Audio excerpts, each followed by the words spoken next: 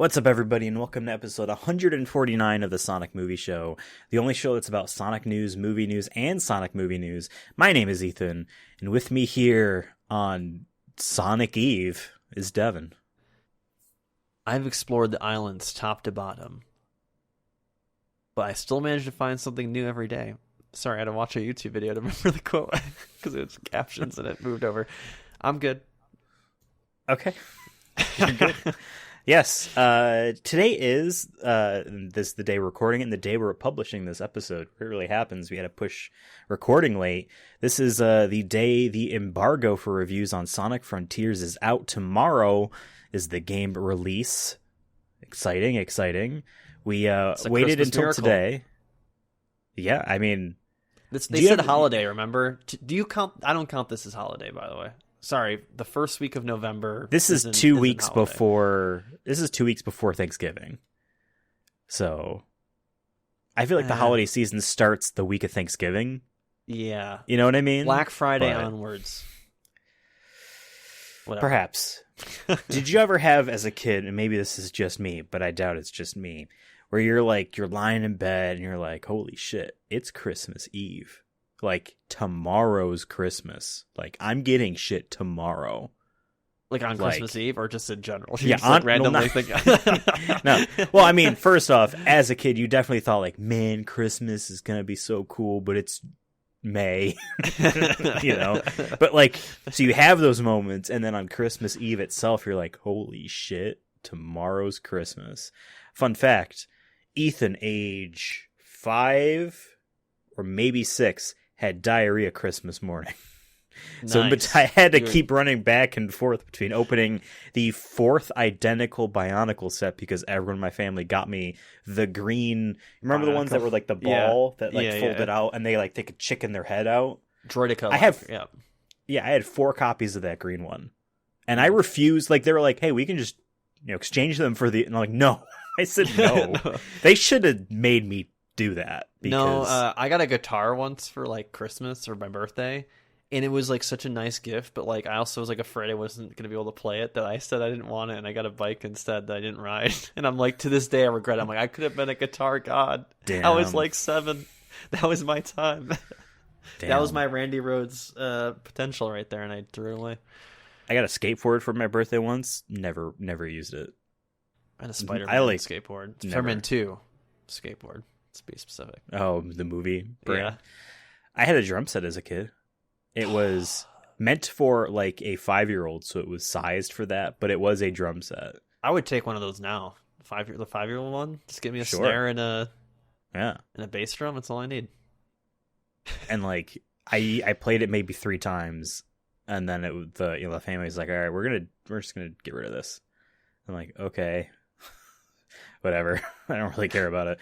So that's what this is going to feel like. Hopefully not. Sonic Frontiers releases tomorrow. I am excited. We are going to play the hell out of it. Although we're very fucking busy. This is the worst time to release this game. Yeah, they could have waited actually to holiday, back to the holiday joke of December would have been nice. Just a 2-week break I would have from been our okay other with project that we're doing would have been nice. We have other things. Well, we could talk about this right now. I want to actually talk. I don't want this to be a surprise. Until that. Next episode 150, we are talking all about Sonic the Hedgehog. 2006. The 2006 video game, actually released in 2007, even though everyone calls it 2000. The George Bush, the last George Bush Sonic game. Sonic Unleashed was 08. Yeah, Obama. Well, he technically got he became president in 09. Yeah. That's not how that works. Yeah.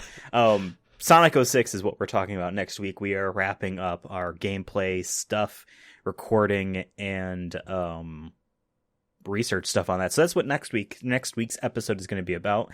Very excited about that. If you probably have noticed now, if you've been listening this long, and you haven't, but if you have been, every 50 we do a Sonic big celebration blowout. So we did Sonic 1, the original, for 50, and then we jumped to the next most important Sonic game, Sonic Adventure. So it's only natural we jump to the next most important Sonic game, and it's Sonic the Hedgehog 2006. Hot Hedgehog. Yeah, it's a capital THE. It's all in caps in that title. Sonic the Hedgehog. So yeah, we'll talk about it next week. But we're going to talk about Sonic Frontiers' review scores today, since the embargo released. I was going to say, we've done other episodes about Sonic Frontiers, kind of building up to this, and we did our last episode, I think it was, we did like kind of our final predictions and thoughts. So this episode will be more about just the score, the Metacritic score, what are the reviews saying, not our personal opinions, just what are the reviews saying, and maybe things we find interesting about them. Yeah, and for the most part, most Sonic Frontiers reviews are out. We have the Metacritic score up, at least for PlayStation 5. It sits at kind of what I think I had guessed. I think you were optimistically... I don't remember what I guessed, but... I think you were like being quote-unquote realistically low, but optimistically hoping it was better. It's sitting right now as of 7:40 p.m. Eastern time. There's 50 total critic reviews right now. On November 7th at a 73. This is for the PlayStation 5 version of it. Generally, obviously, a very middling score. There are some high reviews. There are some very low reviews. You can go back and listen to our Metacritic episode if you want a range of all the Sonic games. I mean, it's still crazy to me that the highest rated Sonic game is Sonic Adventure 2. But if I were to put my mind back in 2001, I think that it is still before, like we'll talk about it next week. Sonic hadn't hit the Sonic has always been terrible, like, cultural mindset, you know what I mean? Yeah. We weren't at that part yet, so it was like I can see why that game had it just because of the context. But major outlets like GameSpot and IGN have given it 70s. IGN Italia gave it a 69. So, you know, I guess Italy IGN thinks it's pretty nice. It's because they like Mario so much. Games Radar gave it a 40. And then a bunch of Twinfinite gave it a 70. A bunch of places that I haven't really ever heard of are all in here. Easy Allies gave it a 75, and Game Informer gave it a 78. Digital Trends gave it a 20. What's Digital Trends have to say? I've heard of them before, but I can read the little blurb they have here on Metacritic. While not outright broken like Sonic the Hedgehog 2006, which we're going to be reviewing soon, or Sonic Boom, Sonic Frontiers is a heavily misguided game that muffles good ideas with questionable narrative, technical, and gameplay design decisions. Sonic Team continues to demonstrate that it's not quite sure what to do with the blue blur, taking a wild swing with a game that tries to rival open-world games rather than double down on the strengths of newer titles like Sonic Generations or Sonic Mania, or older successes like the Sonic Adventure series. 20.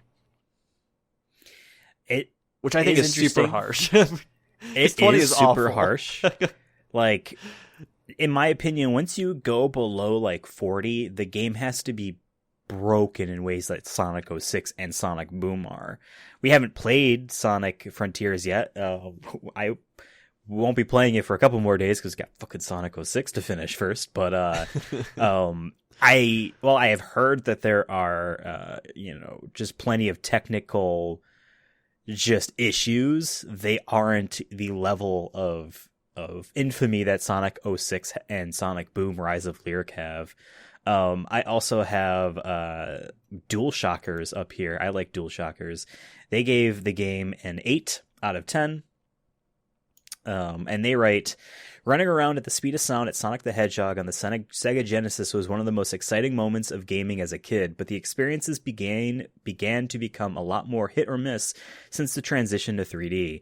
From the multiple playable characters in the Sonic Adventure games to the Werehog in Sonic Unleashed, Sonic Team has never been afraid to try new things. Sometimes it works. More often than not, it doesn't. Sonic Frontiers is another new direction, an ambitious iteration with clear inspirations from The Legend of Zelda Breath of the Wild's open world design. They were very high on the game, and I feel like this is a good example of people that looked at it like, it's trying something new, legitimately trying something new, and that alone deserves, like, a lot of positives. Like, I think that they're looking at it less of the execution and more of the ambition and the fact, oh shit, they did it. They made Sonic open world rather than like, oh man, it's another, Open zone. Well, a lot of the places are just going to call it I open know. world, and then they'll correct themselves and say open zone because that's what Sega's PR wants to call it, but open levels, right? I think that's not a bad way to look at it. I know that I feel like I don't want to give ourselves credit or anything, but I feel like that's kind of how our thing was when we were first heard that they were making a new Sonic game that was coming out sooner rather than later. That we were kind of just talking about how we want them to try something completely different. We pitched our idea, but we were like, at the very least, they need to try something different and just to switch it up because they can't do Sonic Forces again.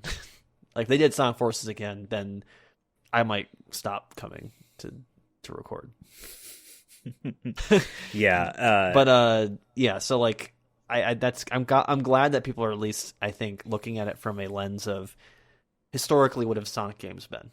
You know, like, are they trying new things? Are they trying to rehash Sonic Adventure? Are they trying to do something wild and crazy like a werehog? So yeah. It seems too like this game might have, I don't want to say solved because we haven't yet played it, but I get the impression that it's trying a new attempt at the biggest problem Sonic games have always had, and that is every level has completely new art assets and enemies, and oftentimes little mini gameplay quirks. When they transition to 3D, that bloats the budget. When they transfers to HD, that destroys the budget. So the Werehog exists to reuse assets. They just toggle the daylight off and make it nighttime, and you walk very slowly. Sonic Colors, most of the levels were slower platforming than less speed, etc., right? Having potentially, because I believe each island in Sonic Frontiers is designed around a Chaos Emerald, 7 large areas that you're running back and forth in, plus potentially reusing previous Sonic games' I don't know, existences to make these cyber levels happen. And there are some parts in the latest trailer where I very clearly see the third level in Sonic Generations that was based off Sonic 3, Sky Sanctuary. I clearly see like a section in that in the cyberspace. I'm like, okay, because we looked before. I'm like, it looks like the level design might be extremely similar, but it's based off like a different Sonic game. But this very clearly is just that.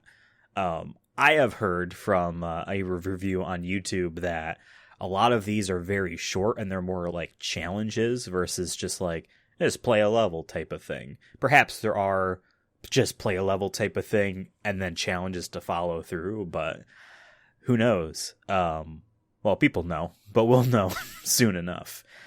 What do you think about the fact that this game is coming out at this time of the year, has heavy competition around it, is on multiple platforms, and as according to Sonic's Twitter account, there's DLC issues? Do you think that if they were to delay this game, I don't want to mean like the delayed a full year to make it good type thing. I think we're just going to have to accept what this game is. But like, do you think that they could have or should have strategically delayed this game? We'll find out about the sales. More for but do you marketing think, reasons, like because God of War's like the next day. I think my God of War is supposed to ship soon. Yeah, I don't know. I mean, we saw what they did, not they, but Paramount did with Sonic, the Sonic movie when that design was bad. One, they needed to change the design, so they did, but it was also an excuse to move it from against what was it? What was that one? It's one Disney movie with the Frozen 2. Frozen 2. Frozen 2 was like that week. And then, let's be real, even if that movie was good, had the right design, Frozen 2 would have been a really fierce competitor because it's Disney, and Disney always wins no matter what. So in a way, that kind of worked out for them. So for this, if there was DLC issues, it might be nicer to delay it, but I think it's too late at this point. They're not going to delay it a day before the game comes out. I think that would also just look really bad because there might be people who pre-ordered it, and then all of a sudden they get pre-order copies and they can't play it. I don't know. There's a lot of issues with that. So But yeah, let's say because, last week. If they were going to delay it, it would have been like 3 weeks ago. I think right, but let's that would have just been the say latest. let's hop back 3 weeks ago then. Be Yeah. like, hey, you're Sega, you're getting cold feet. You know, like there's tremorishly excitement for God of War Ragnarok. You know, people like review outlets have copies that are playing it right now. You're also doing the same because you sent out copies of Sonic Frontiers. I would have dropped it. it. Do you push? I'd rather have dropped it like around Game Awards and then just did like one of that final, because they did a final trailer like after we recorded our one episode of like all the trailers are out, and they dropped like a trailer the next day. Like I would have dropped that trailer maybe like at the Game Awards to be like, not like isn't a reveal trailer, but just like one of those ones you see in between what their commercials are, basically, of just, hey, the new Sonic game is here. You like Sonic? You like the movie? Well, guess what? New Sonic game is here, and it has this decent reviews. Yeah. So I feel like that's what I maybe would have done. And then they could have fixed maybe the DLC issue. But maybe it's something that they didn't realize till now. We have no idea how that happened. But I'm assuming since they tweeted it the day before that they probably didn't know about it till more recently. Yeah, it could have been a thing where like, oh, this is just happening to some people, so like whatever. Which I'm not going to say they actually did that, but let's just say that they did. Not a good look. Or it could be crisis just management. We didn't have time so to. Like, they might have been like, is this only affecting 10,000 people? How many people were expected to buy this game? 10,000, whatever. But yeah, if it's like in 500,000 people, that's a different story. So they now, to be fair, the last Sonic game I purchased was Sonic Colors Ultimate. Is that what they called that version? And that game deleted my save file on me. So, like, I'll take DLC not working for the pre-order bonus. And actually, I had pre-ordered my physical PS5 copy. We're playing the PS5 version, by the way. I pre-ordered my PS5 version on Amazon. Cool. It was going to be delivered November 10th. I'm like, I don't think I'll be able to play it day one anyway. Whatever, I'm okay 2 days late. And then, like, this was like a month or two ago, they updated it to be November 21st. I'm like, all right, that's not going to happen. I'll give it time. And then 2 days ago, I look and it still says that, so I canceled that. And I pre-ordered it digitally on the PlayStation Store. In any case, I pre-ordered it, not the regular version, not the digital deluxe, because I'm not a fan of pre-orders or day one editions that just give you stuff early. Like, that's nothing. It literally feels like nothing. It feels like if you did do it, to me, it feels like you just got the easy way in. It doesn't really feel like the game's world was tailored to this experience of just being overpowered at the start. But this regular pre-order came with a bunch of little things. None of the pictures for them on the PlayStation Store popped up. So I have a bunch of squares that I guess I can download. I don't know what they are, but I'm just going to pre-order it, not pre-order. I'm just going to buy it regular on digital whenever I'm ready to play the game. I'm just going to... Well, that's the thing. It charged me, it was right now. So I'm like, well, I might as well, whatever. I'll just bite the bullet for Sonic the Hedgehog. Yeah, that's what I'm going to do. I'm just going to buy it digitally. I do like the cover art compared to other Sonic games, like, I guess, but I'm just trying to... You don't like Sonic Frontiers or Sonic Forces' box art? They're all in it together. I know. I'm trying to save space in our apartment, even though it's like, what, a 2-foot piece of plastic, whatever it is. 2 feet. Oh my god. Those are the ones I get. So yeah, I'm just gonna get it whenever I'm ready to play it, which will probably be, unfortunately, right after Sonic 2006, and in the middle of my favorite game franchise, God of War. So it's also the marketing for just Devin's selfish reasons. He has to delay it so I can play God of War respectively. But I'm just gonna have to just double dip, I guess, or just... I don't know. But I am hoping, based off these reviews, I'm glad I feel like that 73 there is... It probably will change a little bit more by the time it's all set in stone. But I feel like a 73 compared to what other games we've played, I'm hoping that like it's at least fun.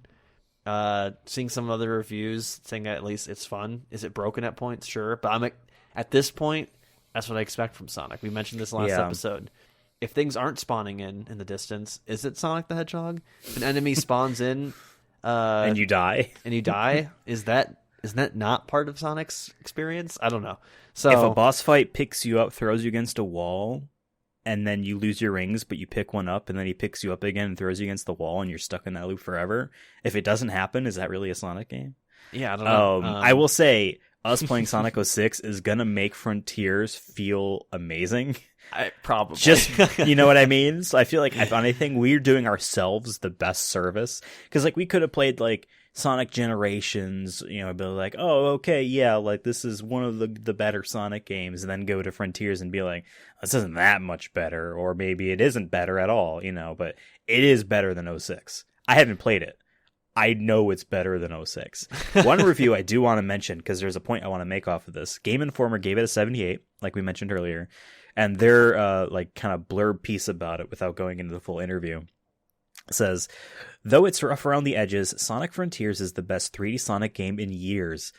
This first attempt at the open zone concept is an admirable effort, and I can't wait to see how Sonic Team iterates on this formula in future entries. But it's obvious this is not the formula's final form. For now, Sonic Frontiers stands as a solid first foray into a brave new world for Sega's speedy mascot. And I think this is very important, because I've heard this, I watched Kind of Funny's review on Sonic Frontiers, and some of the other things on these reviews give the impression that this isn't fully realized of a game concept, that there is lots of, I've heard people say that it should not have been, quote unquote, this realistic in terms of the natural environments, which they most likely looked to Breath of the Wild and been like, that's what that game was, you know, let's just do that. I think maybe they went too far, didn't have some fantastical elements to it, or doesn't have fantastical elements to its overall zones, its open zones, but the concept is there, and it's not bad. That's what people are saying. The concept is there, it is not bad. It might not be great, but like, you could look at Sonic 06, and we'll talk about it further. The concept is there, and it is bad. The Werehog, the concept is there, and it's not wanted.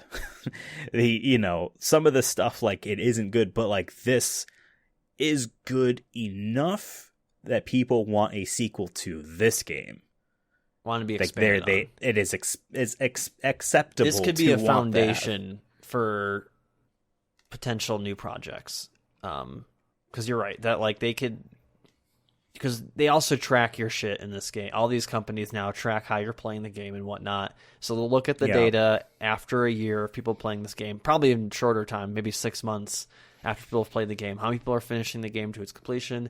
How many people are maybe quitting at certain parts? How many people are going maybe too fast or maybe running into issues at certain other sections? So that'll be a way for them to improve on that going into a sequel, or if they patch 100%. It, maybe a DLC of some sort. But I think it'll probably be a sequel. But yeah, if everything goes how these reviews are going and we enjoy our experience, that at least gives me hope on the horizon. I know that for us, our expectations were already, I guess, low, but we just want something new. We want something that for them to try more boldly, and something that is at least fun at the end of the day. And from what we're hearing in these reviews and seeing in these reviews is that it is that. So that gives me hope that I'm actually, like, more hyped to play this game. Same, 100%. To talk about, you said they watch, how you play games these days. That is true. The thing that the term for that is telemetry.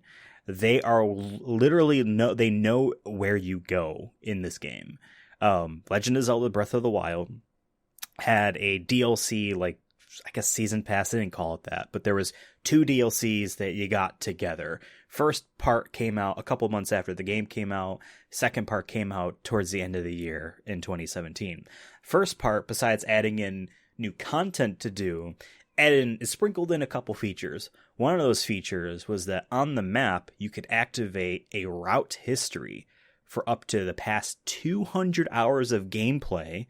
It shows you exactly the path you took on the map. Now, the game came out in March. The DLC came out like May, June, something like that.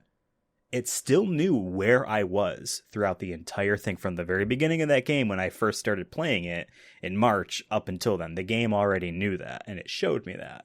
They know exactly where you go. And for that game in particular, early playtesting, They looked at telemetry and said, okay, people are just following paths we keep putting important things on like literal roads.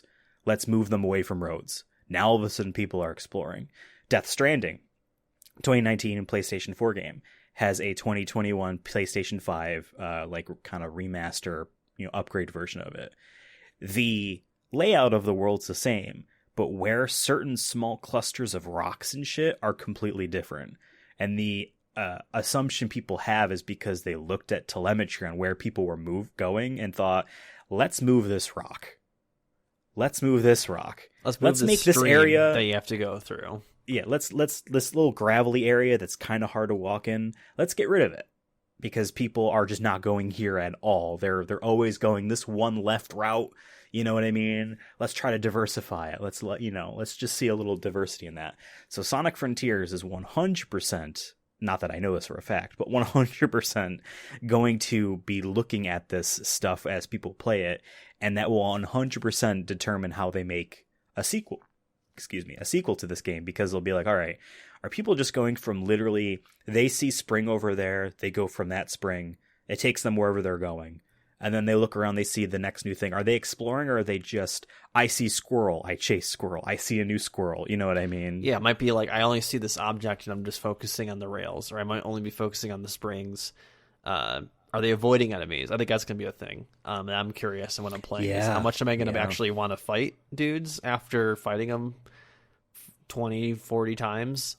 I know with like Sonic 2006, once again, we'll get more details about Sonic 2006 and our playthrough of it, is that like I found I can just run past them.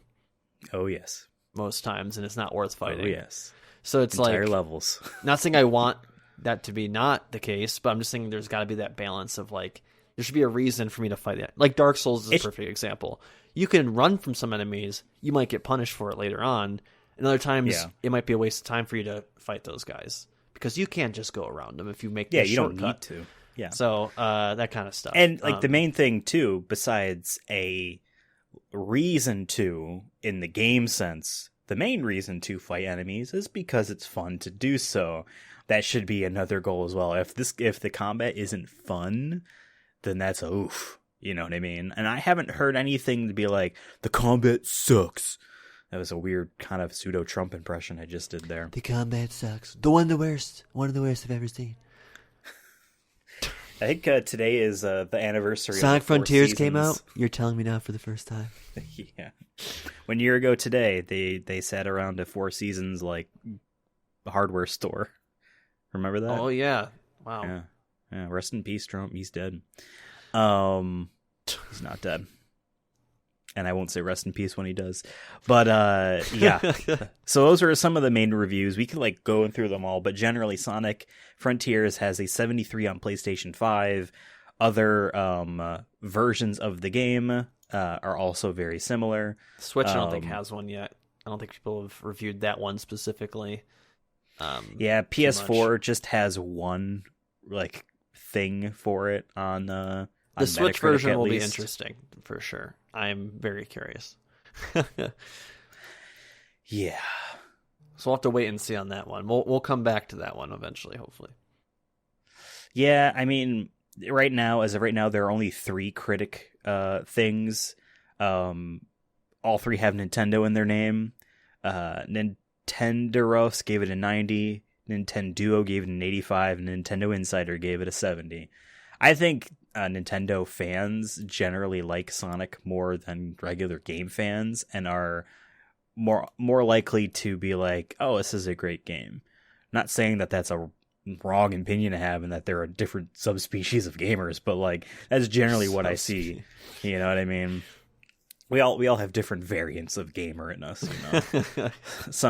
so there is the Nintendo gamer. There's a little bit of Nintendo gamer in all of us. It's like genes, you know. Yeah. What RNA protein do you have in your gamer DNA? God, I ate too many Game Boy cartridges, and all I can think of now is the Switch.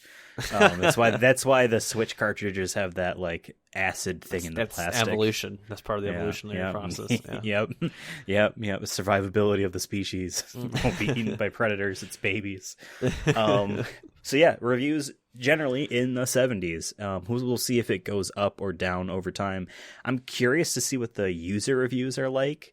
Not because it's anything really worthwhile. People are going to say it's awful. People are going to say it's wonderful. Go to a Call of Duty game on Metacritic. You'll see a bunch of zeros. Even though, and you go to a Persona, you'll see a bunch of 100s. It's just people like or they hate.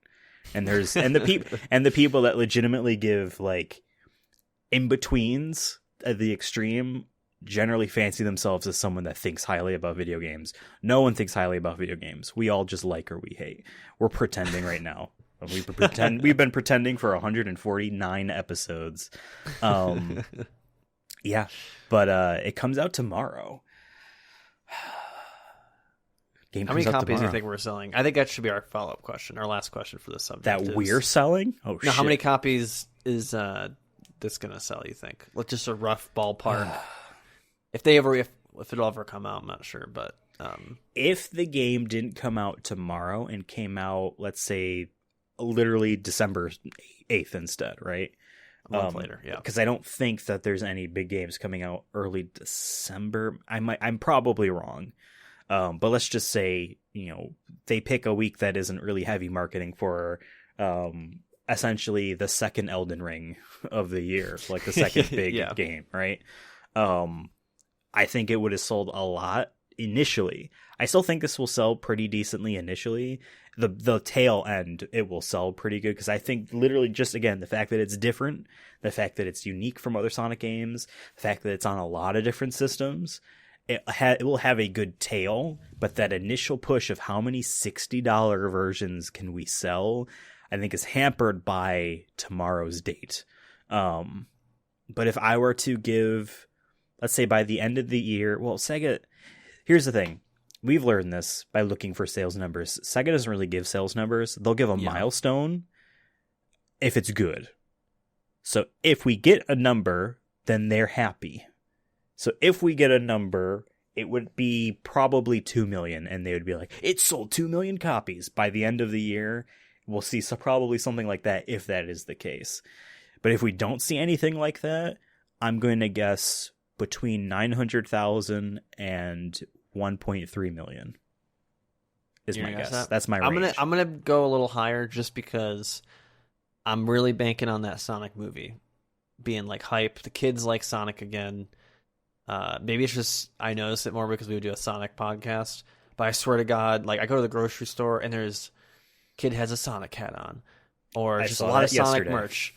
Literally on Halloween, there was kids walking around as not just Sonic, Knuckles, and Tails.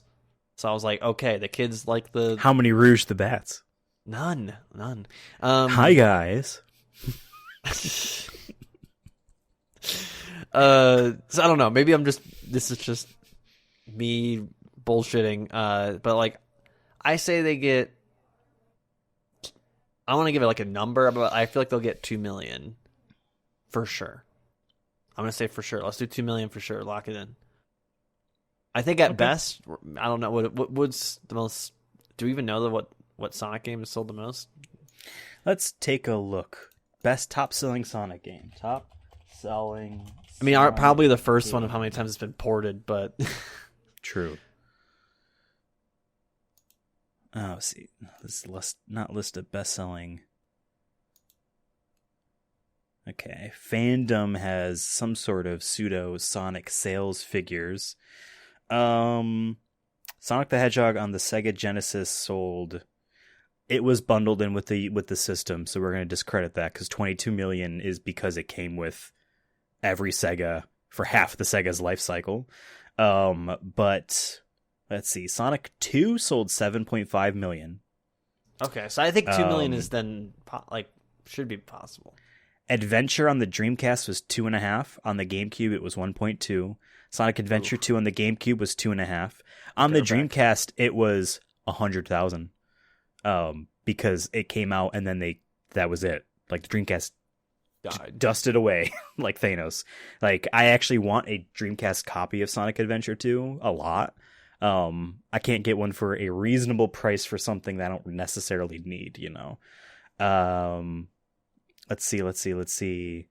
Sonic Generations sold 3 million, almost 4 if you count the Steam version. Sonic Forces doesn't necessarily have figures in, because right now it marks it at I would still guess 100,000, and that's true. not close. You know, that's probably not close. I would say probably Sonic Forces is like 1 million. Based on Sonic all the other Hedgehog numbers. 2006 is under 1 million. I'm gonna say based off the reviews and where we got, Sonic is, I think, on a lot of people's minds, more like the average consumer's mind right now. There isn't too many like mainstream like young adults or just kid games out there. Like the thing with God of War Ragnarok, yes, it's like the Elden Ring, but like kids aren't playing that. You know, so I think kids watch a lot of it on YouTube and Twitch. I'm talking though, like 13-year-olds. You know what I mean, or even younger. I'm just gonna say I think we get at least 2 million, and I hope maybe closer to 3. Just based off what you've shared, I say 2 million should be at least the bar for a kind of revamp, right? Like, yeah, I mean, if the Wii U Sonic games can sell 700,000 copies, you know what I mean?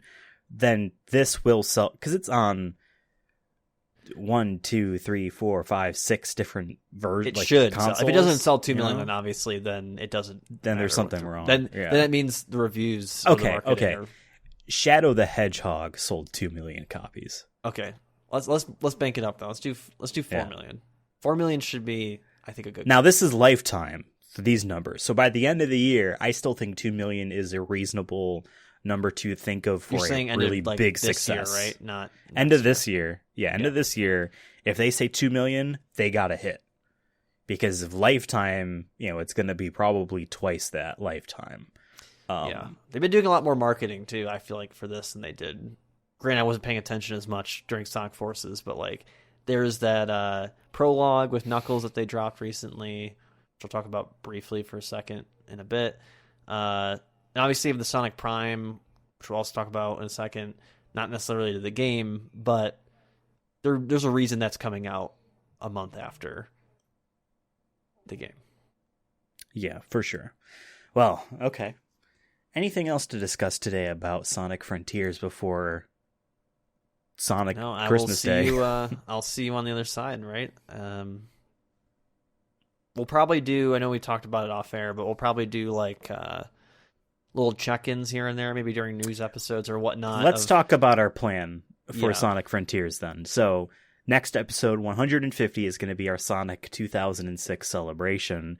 151 will be what we've experienced in Sonic Frontiers so far. We're not going to kill ourselves to finish the game in 1 week. Especially I have no interest in Sonic this. 2006. I have a real job.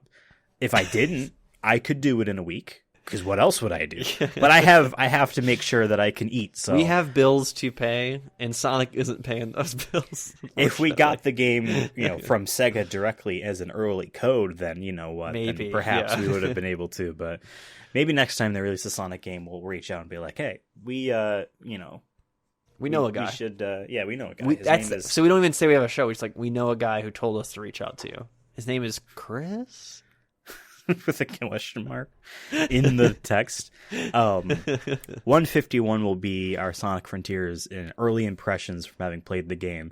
But then, depending on the pace of the game, what we'll probably do is continue regular episodes of the Sonic Movie Show, and we'll probably have a check-in at the end of each one with spoilers. We'll give maybe spoiler-free impressions in the beginning of 151, maybe. Just generally, how much do we liking it so far? But generally, all of our stuff is going to be spoilers. When we've both finished the game, and also, by the way, I checked. There are no trophies live yet for this game, because I am very curious to see if I'm going to be able to platinum this guy. I got that PS4 and PS5 version digitally, so I might get it twice. Because I'm evil, I hope they don't have trophies. Just fuck. So it's actually, there's just one platinum trophy. It says beat the game, and you have no idea to what context that means. Is it collect everything? Shit. You won't know Well, until you. someone else will do it, and then they'll tell. That's true. Someone else figure it out. Eventually, we'll do a review episode once we've completely finished the You gotta game, and we'll complete give our all the games on all consoles, then you get to platinum. Hey, it'll take a while. But I'll do it. Is still accepted. I gotta buy them all first. But it'll happen. Okay, why don't we move on here to our next couple quick topics here. Very quick.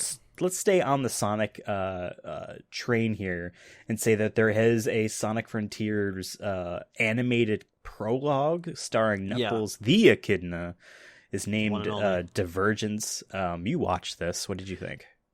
Yeah, I want to say I actually really liked the animation, like visually. I thought it was just really cool. Basically, to sum it up for people who didn't watch it, it's kind of just talking about what Knuckles is doing before the game happens. Basically, he's watching this island or islands, guarding making sure to guard the Master Emerald, Chaos Emerald. So he's kind of like just going around beating up bad guys, I guess, or just making sure everyone's cool. He helps save this one little dude. He winds up finding this like key to open a door, and basically gets sucked into another world, which I think is where the game takes place.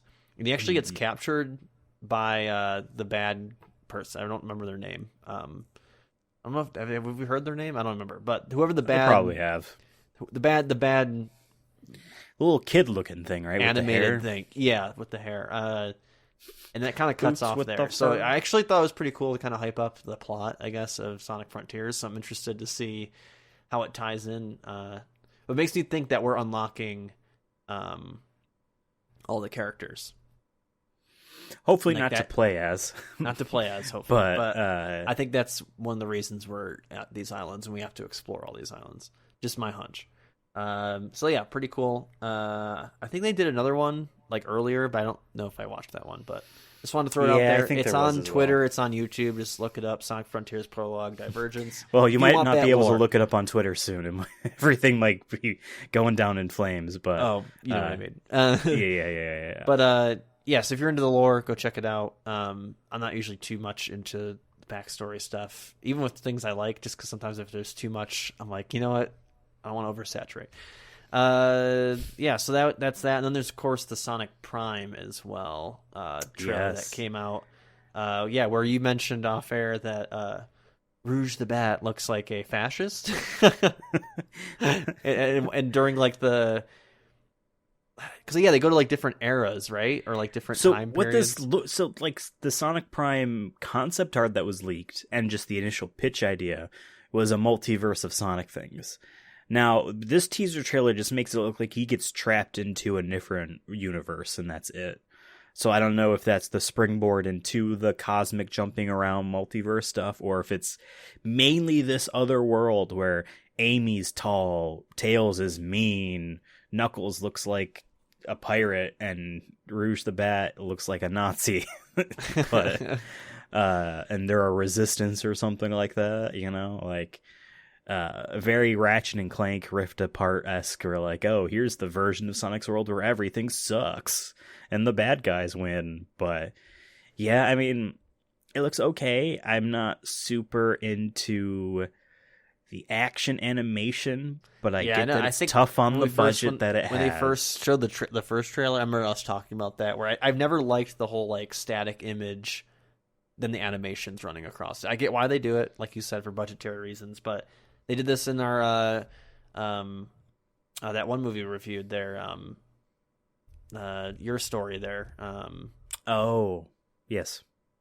Dragon Quest. Dragon Quest. I almost said Dragonlance. I'm like, that's not right. Dragon Quest, Your Story, where like it had that moment, but not throughout. It's just not my cup of tea for animated style, but this is also for kids for sure. Will we watch it? I don't know yet. I don't want to commit. It depends on how many episodes. If this is a old style Netflix 13 episode run and they're a half an hour each, yeah, I'll binge through it and then I'll give a single impression on the whole thing as a whole. I'm not really that into cartoons meant for children. I say that as if there's some stigma on it. I don't have time to watch TV in general, so if I do watch TV, it's generally the things I already like. I don't have time for throwaway things. So we'll see if this grabs me when it comes out. I will say I have no issues with the new Sonic voice for this show. I forget what the actor's name is, and I know we talked about it. He had that video he put out basically being like, hey, please don't hate me. Please don't.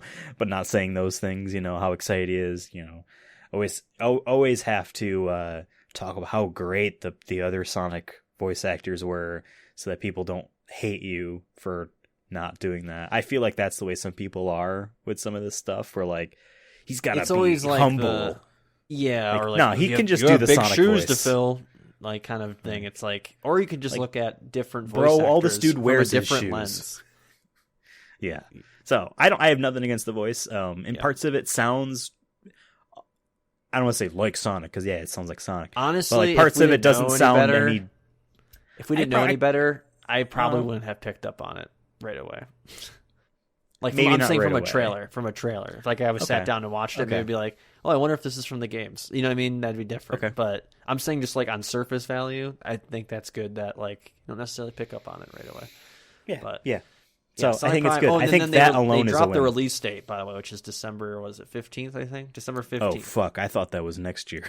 Oh, I'm not watching this show right away. Yeah, it's December 15th. Yeah, so like it's like a month after the Sonic game. Oof. Which I said, I think is on purpose. Maybe I'll have time.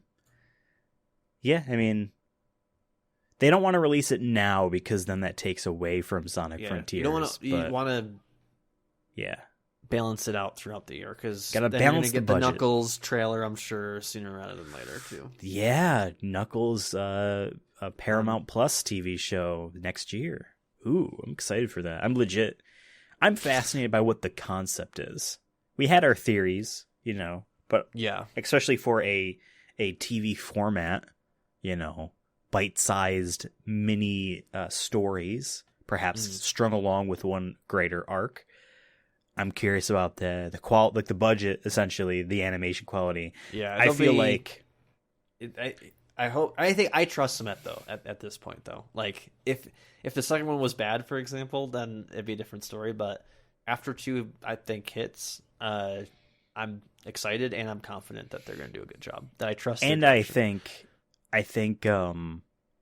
that Disney, for all its faults, which are, you look around and that's all you see, the Marvel and Star Wars shows, for the most part, are a higher quality than regular cable television, than the ABC stuff, and stuff like that. It's more like HBO level of like you're expecting a certain quality out of this. Exactly. So. Now, there are definitely parts in a lot of those Star Wars shows where you can tell they're filming in that room that they use Unreal Engine 4 to make the environments in around them, where you can tell.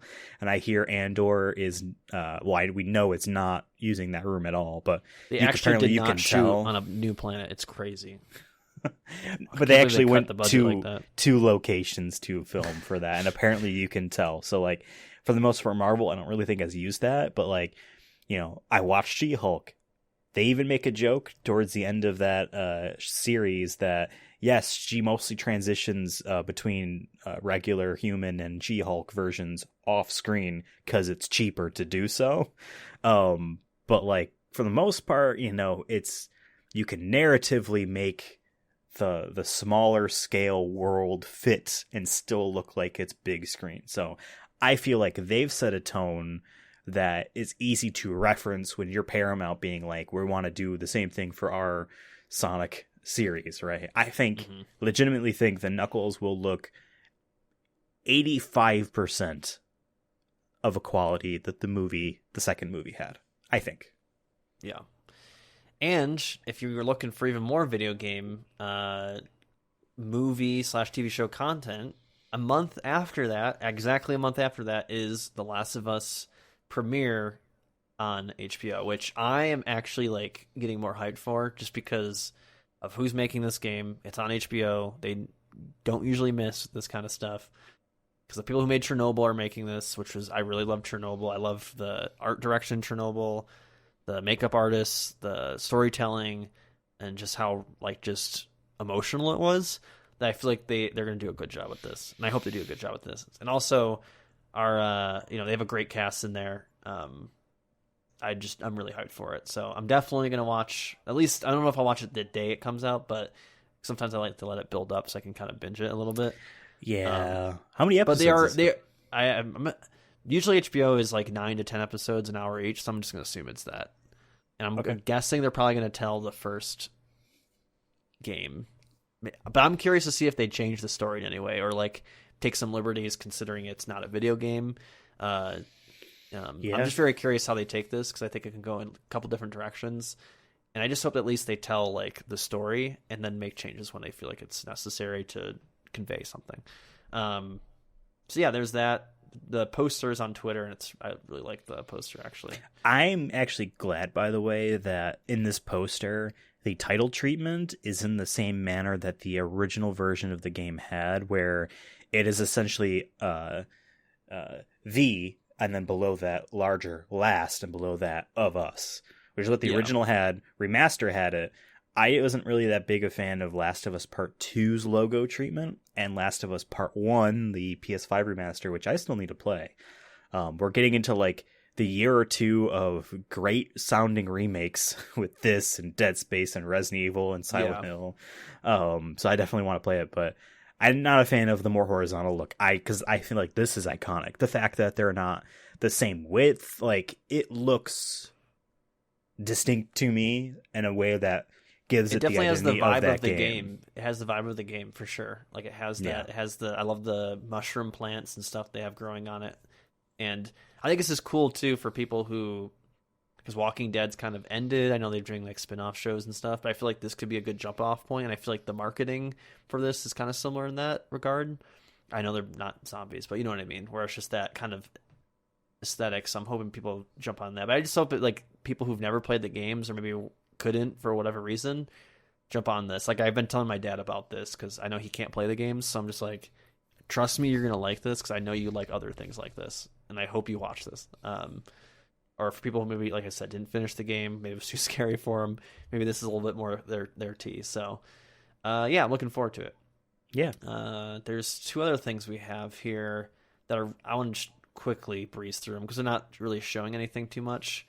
One's more of an announcement. So the first one I'll do is the Fallout, which is going to be on Amazon Prime Video, because it's Fallout's 25th anniversary this year, which is crazy. But yeah, they showed a picture, which I can't tell if is from actually like a trailer or like a future or actual from the set, or if it's like a concept art. Concept art. It's really hard to tell based off the lighting and graininess of it. But yeah, it's just a vault opening. There's a big, because the sun's out there and it's so dark in there that you can't see. It's a big bloom light. Yeah, you can't tell who's opening the vault, but then there's people there and they have numbers on there. I think it's just, 33, 35. Or yeah, I think they're all 33, so maybe it's vault 33. What was all vault we got? 33? I don't. If it could they're just be smart, a random vault. It is. Well, because here's the thing, like, I played a little bit of the original Fallout, and I played a little bit of Fallout 3 and a little bit of Fallout 4. Never finished any of these games. You can go and find other vaults, and there's always something unique and very specific about them. This is the vault where no one was told X except one person, like all the experiment type stuff. So like 33 might be one of those, but if they're smart, it's never been in any of the games, and then they can just tell a unique story, because I don't really want to find Qui-Gon Jinn like in Fallout 3. That actor played your dad.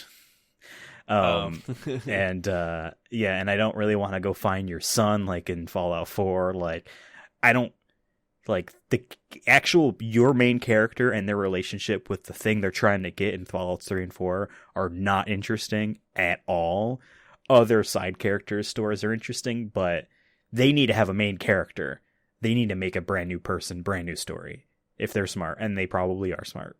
I've never played any of the games. I've just seen, Let's Plays through the years of them, and I don't really know too much about them. But I agree with you that I feel like there needs to be just a random character, especially for someone who, this might be, once again, like the Last of Us HBO show. This might be someone's first experience with this, what this game or concept is, the setting is. So I think they really need to get the setting down and then have a really good story to make it good. Otherwise, it'll just become I don't know. I feel like I feel like this out of all the ones we just talked about, this one could easily be. I think I'm scared the most about being bad.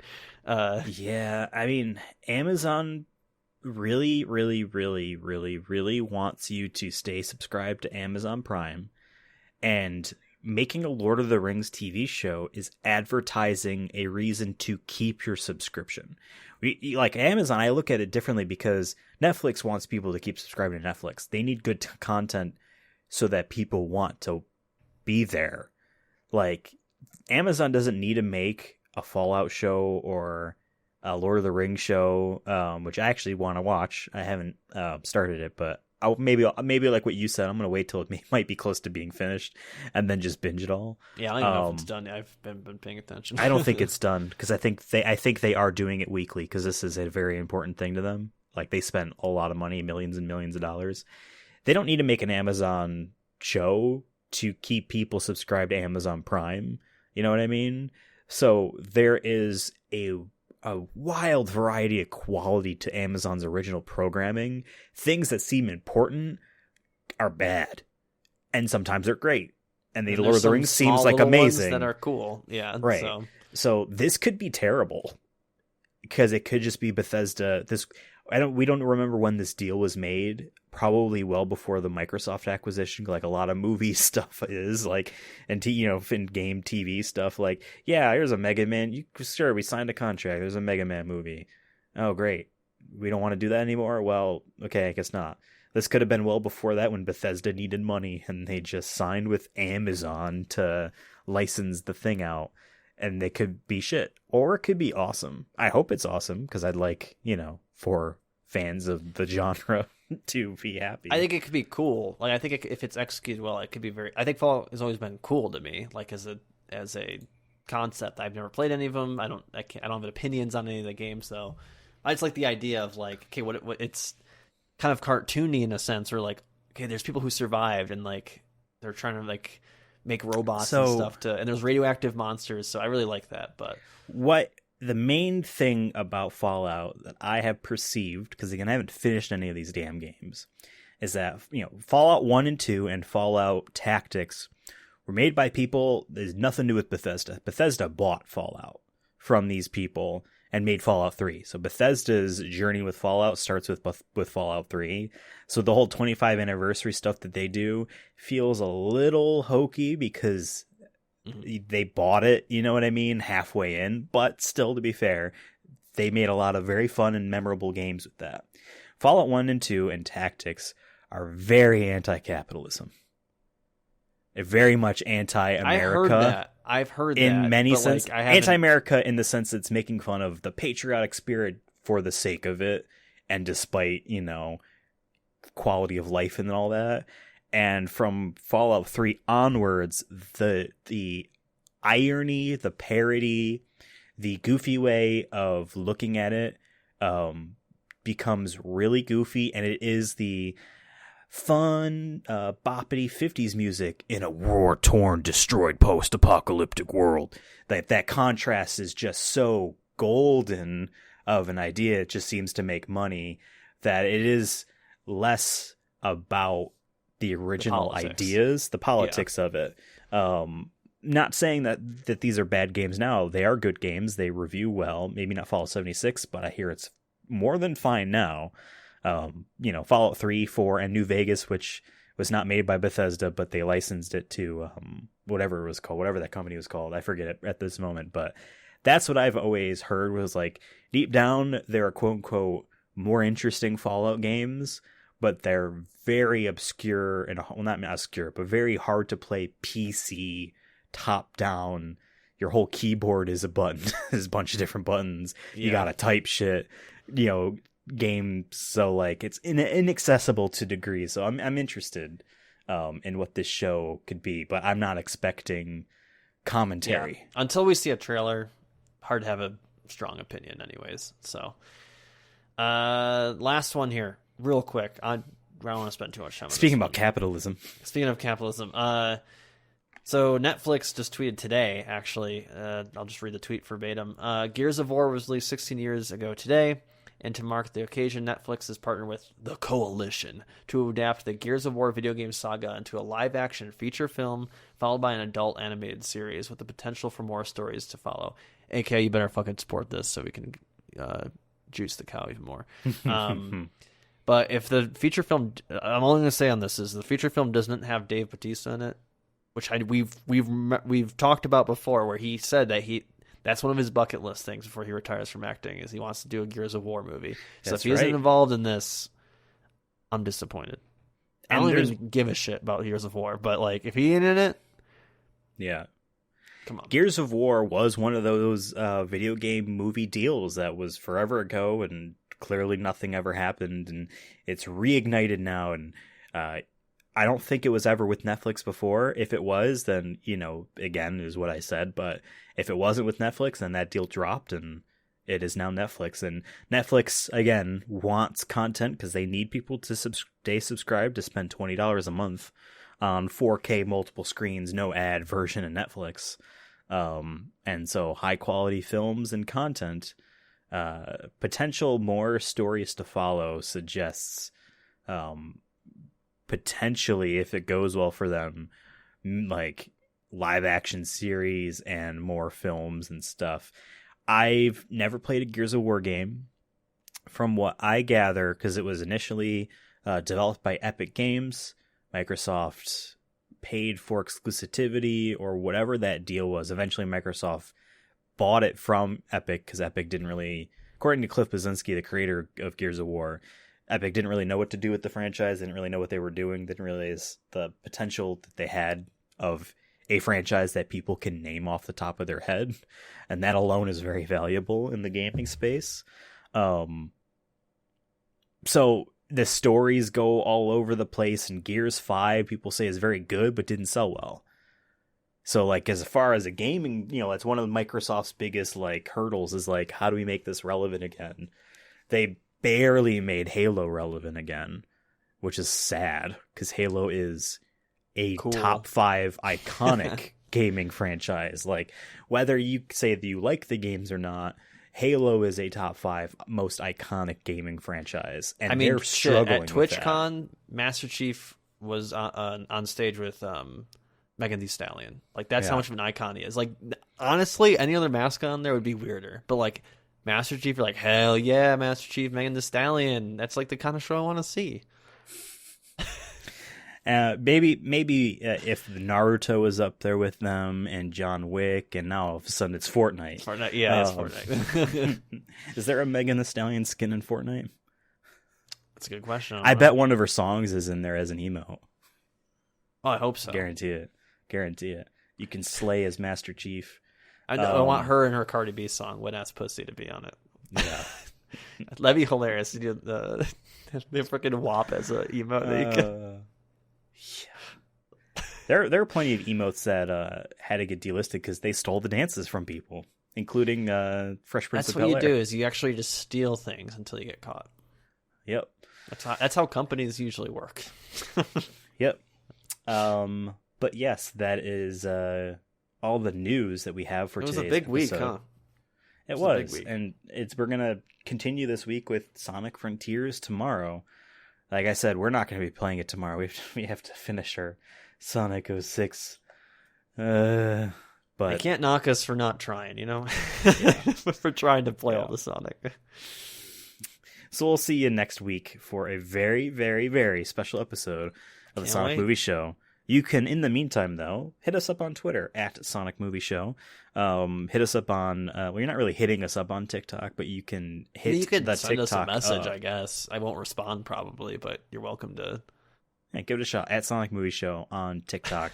We're on YouTube, Apple, Spotify, and all the jazzy places you can listen to podcasts and watch them as well. I'm on Twitter at Ethan Absolutely. Devin is on Twitter at CursonaFun. Yeah. We'll see you next week. Can't wait. Have a fantastic day. Bye-bye.